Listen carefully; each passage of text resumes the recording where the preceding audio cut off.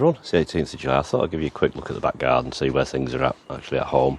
I've not been back up to the plot since the last video, which I haven't even created yet. The footage is still on my phone, so I'm going to put that together, obviously with the club route issue and stuff like that, which is a bit disheartening to be honest, but never mind, we'll get back up there. What state it's at I don't know, because it's almost 2 weeks since I actually last went up there, so God knows what's happened. I'm hoping Blight's not there, but we'll worry about that when I get there. Probably this Sunday I'll try and get up there and have a look, but I'll take the camera and we'll have a look at how things are going in the back garden and where we're at. Right, we'll start with this bottom end. We've got sweet peas. I've been picking them, predominantly purple this year. There's been a lot of purple, so I haven't really picked any of the pinks and the whites. So I'm going to leave them to create more seeds. So I'm trying to look at like a more of a generalised mix. So I'll pick a few more purple and then I'll probably let them start seeding, and then I've got plenty of seeds for next year. We'll have a look at this table thing in a minute. As I go up here, we've got some of these I think it's sugar snacks carrots. Been harvesting them and just roasting them whole. It's been actually quite good then. A little bit of root fly on them now. Strawberries, they're still trying to put a few out. I've not picked any for days. And then I've got jazzy potatoes at the back. It's not blight, I don't think, but it's that time of year where I need to start watching for it now. The beans have been really struggling. I think it's just been like low temperatures, low light this year with beans, to be honest. I mean, usually I've been harvesting beans by now, but there's one down there I need to re-wrap round. Alpine strawberries, I've not been picking them, to be honest. I mean, when Kane's out, I'll give him an handful, but I might have a pick of them after and have a few with me tea afterwards. Some more in the pots. They're just tickling over okay. Just one potato per pot. I think someone replied with that's a peony. I think it is. I do remember getting one. Planted it and it grew that year and didn't come back the following year, and it's come back this year and it seems to be doing okay. A couple of old melons are not coming to much time. They've just been absolutely battered. Some leftover sweet corn I've just put in a pot. Seems to be growing pretty well, to be honest. Just in my own compost. Look here, we've got a couple of pumpkins that'll probably never get planted out, to be honest. I'll probably just get rid of them. Just a couple of seeds I had and they're both, germinated, but I'll see. I've got somewhere at the plot when I take the spuds out. Some sweet candle carrots in tub there. I'll start harvesting them soon. We'll have a look in the polytunnel after. Up here, that's a potato from last year. Didn't do very much, so I just left a couple of seed potatoes in there. Anyway, it's grown and it's died back, so I think the variety is Wilger. So I've had a feel there is a couple of spuds in there, to be honest, so I'll probably just pull them out, and if they're alright, I'll save them for seed to populate for next year. It's gotten really humid and muggy, so this is like proper blight weather, this. These are seedlings, mixture of lettuce. Got the three usual ones, the Lola Rosso, New Red Fire, and the Grenoble Red. I've also got some of the Valen, which is like a small cost lettuce, some iceberg, which needs to kind of go out soon. Some more spring onions and beans.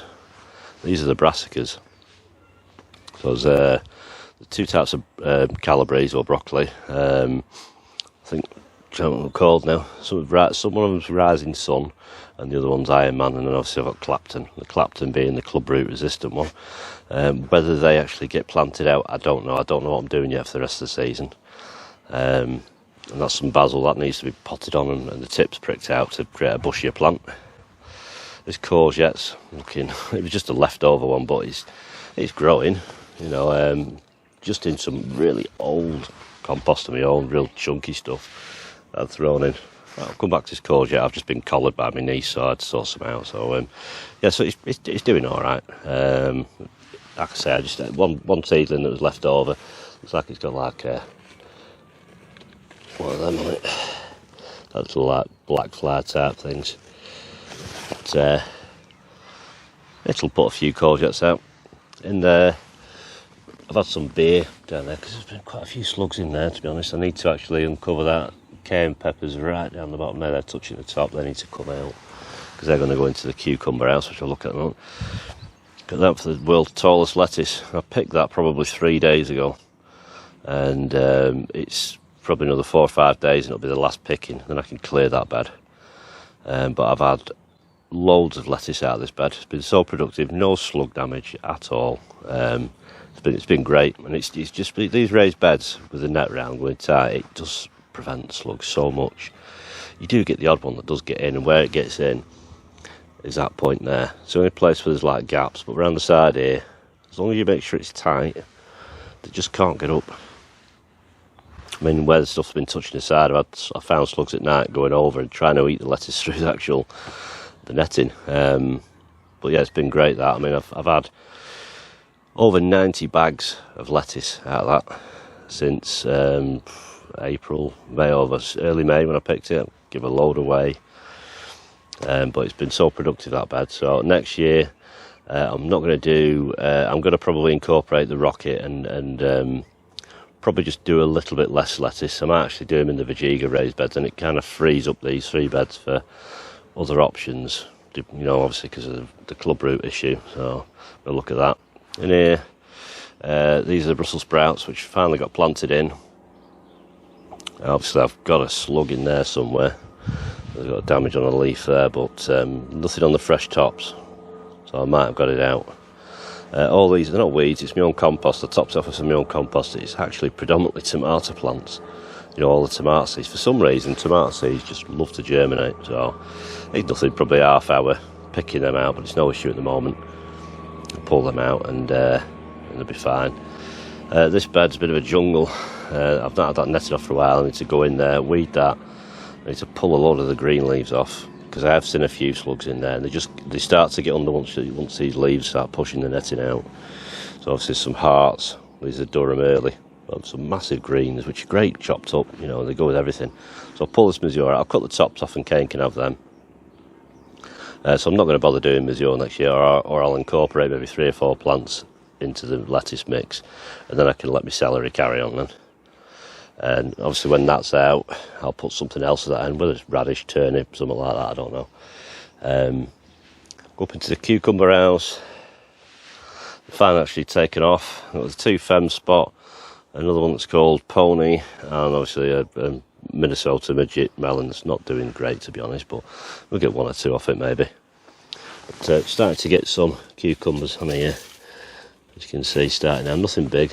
But I'm just going to let them get so high, and then I'm going to top them off, because there'll be a lot of cucumbers, you know, that'll come ready. This Pony one is supposed to be like a small cucumber, so I'm actually comparing the 2, and whichever one I prefer will be the predominant one next year, and it just frees up a bit more space, because I only actually really need probably 2 cucumber plants, to be honest, because they do chuck out quite a few. All this needs clearing out of here, so I can bring some cayenne peppers in here. What else have we got? This is the new red intermediate, or the long red intermediate carrots. They're doing okay now. They'll probably have root fly, but we'll worry about that. Some peas down here, I'm letting them run to seed, because they've done quite well. The ones at Allotment aren't great, so I thought these are quite chunky, so I thought I'll leave them and they can be seed. Spring onions, I need to get in this bed. Start in spring onions, a few beans, plants, the dwarf French beans, but they've just been horrendous this year. I usually like doing them, and they've just been a nightmare to germinate. I think it's just the weather. Then we've got over the back there, we've got the Duke York first earlies. They're pretty much ready now, I think. Can't remember exactly when I planted them, but there is some signs of dieback now, so I think they're ready. How they'll do, I don't know, because I've not really done much with them for the last few weeks, which is kind of the time when they're plumping up. And you start harvesting these little gems. They're getting a bit scorching, but Kane will get through them. I'll take a lot of the outer leaves off and let a bit of airflow through. Some beetroot at the end there. But yeah, they'll, you know, I can take the hearts, put the hearts in the fridge, and they keep for a while. You know, probably 3 or 4 weeks the hearts keep for. So everything's kind of like gone a bit sort of over the top in the back garden, because I've not been able to do it because I injured my back.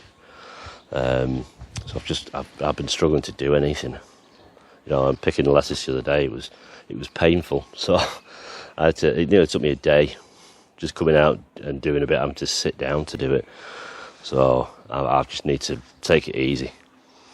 But I've looked in the polytunnel now, because these have gone mad in here. I'm going to take off the tops. You know, they've just gone, everything's hitting the top now. Fruits are coming. It just seems weird this year. I mean, some of them like really chunky stems. I mean, there's going to be a real cluster of tomatoes up top there. But I'll get some. I mean, I've been picking sun golds. You know, the sun golds are always the first ones to start at the back. And you can see bits of orange, and they're sun golds. They're great. They are. But even just like this year, these basket of fire, they've just not done it. They just stayed small like that. I'll pick these off, I think, on some of them. Just give the plant a chance to get bigger. They're not dried out or anything. It's just weird. I mean, this other thing behind it is it's growing okay. I can't remember what variety that is anyway. It's like another chilli, but it seems a nice little plant. There's a random weed in it there, might look at it. Yes, that means it's my own compost. And then we've got this some mint that's dried out there. We've got this one was a shop bought tomato. I saved a couple of seeds from. Just letting it grow like a kind of bush in a 4 litre pot or 5 litre pot. And it's getting little clusters of cherry tomatoes on it. That down there was another full tray of 24 dwarf French beans and 1 fired. So I give up with dwarf French beans this year. Just I've tried different packets and they're just not firing. And it's just been low light, cold, wet. Just not been a great year at all. But you get these years. It happens, but I need to start taking a lot of foliage. I've taken some foliage for the lower ones. I just wait for each vine to have fruits on, and I'll take some of the foliage off. It just allows a bit of airflow through, But I've not actually checked for suckers. I need to actually have a good check because they will be pumping them out. That place at the top there, but usually I don't nip the tops out for a few more weeks. But it's like even the plum tomatoes, the San Marzano. Taking nip the tops off them, so I'll let another truss form on that one, and I'll just take the growing tip out. Looks like here is the sucker there. Bend it both ways, and get rid of that. You could plant that if you wanted to. It'll grow. At the tops of them, they're getting like big clusters. It's like that one. There's another sucker. I mean, it's a bit big, that one. If it was a cool morning, it tend to snap off a bit easier. In the warm, it'd be a bit flexible. But yeah, there's a moth and a cat and a spider web there. Yeah, there's a few suckers. I need to have half hour in here. They dried out the other day. These are all drooping, so I'm hoping we're not going to get followed by blossom emerald. Because I've tried to keep them sort of regularly watered in a small amount, not soaking them and letting them dry out. But the other day, we had a couple of hot days, and I must have just forgot to come out, and they were all sagging. I thought, oh god, here we go. Mare's tail has started to encroach. That I sprayed it with WD-40 yesterday, so it's dying back. That, but once it's in here, it'll start running riot. So just one of them things I've got to deal with. But yeah, the reason why I did my back was because of this thing, shed. I have another shed. I got this from the allotment site. There's an abandoned plot and all the sheds are getting burnt, so I thought I'll take the shed, patch it up. So I did my back in originally. Well, it was the day after I was down the plot last time, and then I had to obviously cart it all over to the van and bring it back. Left it, my back felt a bit better, started building it, back went in the same spot again. So I've been trying to, so I finally got it done a few days ago. But it's not so much for storing things. Obviously this is going to be left at the front here, open with a mesh on, because some of you know I've got a rook that was in a bit of a state. I got him back in May. So that's going to be his captive on, because I can't release him because he can't fly. I'll have to wait for him to molt. He can flutter a little bit, but not enough. So I thought, well, instead of keeping him in a smaller, thing, I mean, I'd take him into the kitchen, but I have to be very careful. I'll try and show you him. He's tucked in here at the moment. I don't know if you can see him, but he's at the top up there. But I'll try and open it, but he might be a bit scared of the camera because he's quite skittish of new things, you know. But yeah, he's not happy about the camera. I'll have to do this really quick. See what happens. Yeah, he's currently. You all right? He's currently up there, so he can flutter about a little bit. But I can see he's a bit scratty and whatnot, so I've treated him for mites, and his leg's great now, but I can't release him. So I thought I'd get him in somewhere a bit bigger, put a little bath in there for him, and he can have a bath and have a bit more space to deal with it. And this will be his new enclosure. And then in the spring, or whenever they're going to molt, it's usually sort of springtime, he should get his flight feathers, his adult feathers, and he'll be able to flutter about in there a bit.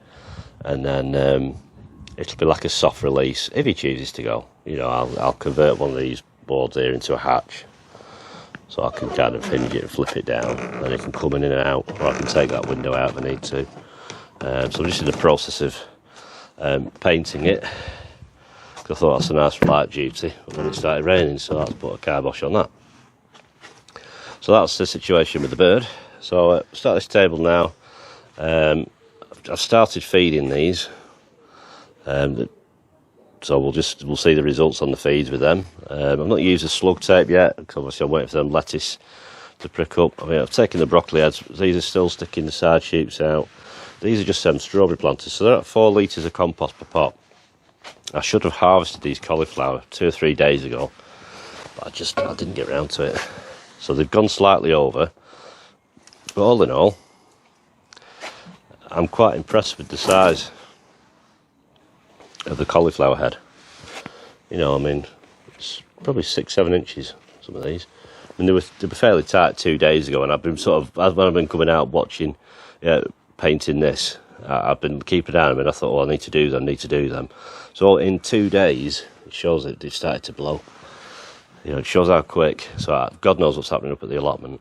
But yeah, so these are in like 4 litres.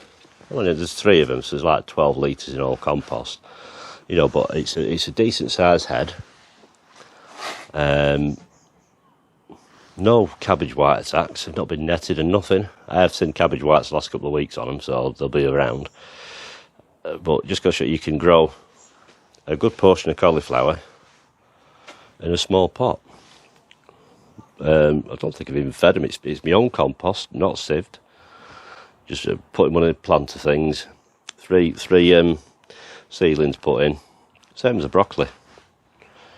So just goes to show you, you know, you don't need a massive garden. You've got room for a couple of these. You can do all sorts of them, spring onions and everything. Then my leeks, they need to go out as soon as I've got my Duke Yorks out.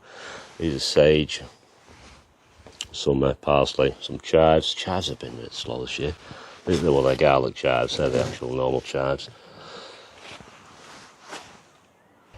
So that's it from the back garden. So it's a bit of a state for me, really. You know, it's I usually try and keep on top of things, but I've just like I said, with back injury, I just can't do it at the minute. It's just painful, and I don't want to keep setting myself back, because obviously the spuds at the plot, where the blight's gone, I don't know. I need to get up there, have a look. Hopefully they haven't, and then I can sort of have a bit of a rest before I have to dig them up. I think the Charlottes will be ready. But yeah, there's a lot of work to do, but my priority at the minute is I've got to get this shed finished, so I can get him out of there in between juggling around and doing gigs with the band. So it's just so hard work to keep on top of things at the minute. But we'll get there, and we'll just get what we get harvest-wise, you know. And I mean, I've done all right this year, you know, considering it was so wet, you know, the plot. But we'll get what we get, and you know, it's some years better than others, the way it goes. So I'll do an update when I actually get to the plot. I'll try and collect some footage, but for the sort of next month or so, I'm going to be just mainly getting on with stuff, and then I'll just collect bits and bobs as I go. Now, I've got enough for a video, I'll put a video up, but my priority is to get the jobs done. I really need to get the jobs done. Hopefully the weather helps out a bit and doesn't sort of like, I don't want too much rain That's what I don't want, because with spuds then you get rot and slugs and that. So ideally, don't mind little bits of showers, but yeah, I don't want it being torrential. And then I can actually have a day down there, get the spuds out. Obviously, second day is my first. Brand Blight's not come. I've got a feeling it could have arrived. I don't know. I'll find out as soon as I go down. I'll see. You know, if it's a complete black rotted mass, I'm in trouble. But if it's first signs of it, it's not too bad. It can cope with it a little bit, because obviously the Orla that I grow is kind of tuber resistant, or tuber blight resistant to a degree. You know, nothing's completely resistant. I mean, I've even had it on sour palmeiras before, but we'll cross that bridge when I get down there. I would like to get down there today or tomorrow, but I know if I see something, I'll just get on with it, and I'll end up hurting myself again. So I just need to don't go, just give it like 3 or 4 days, just take it easy, and go down and just see what's what. If the cauliflower's ready, I mean, I couldn't see him 2 weeks ago. Usually, if I can't see him, it should be okay. But if I can see him, then it's like a week to 2 weeks, and then you need to start thinking about taking him. But I don't know if the club roots affected them, because they're in a different bed. But they are resistant to club root. Like I say, I don't know what's happening with them seedlings. I don't know what's happening regarding the plot. I mean, I've got a bag of lime, so I'm going to lime them. But I don't know if you can see behind me. Down there, there's 4 more gutters of peas. So I'm probably going to just put them in the broccoli bed where I had the club root, and then build some mesh room to climb in a few days after.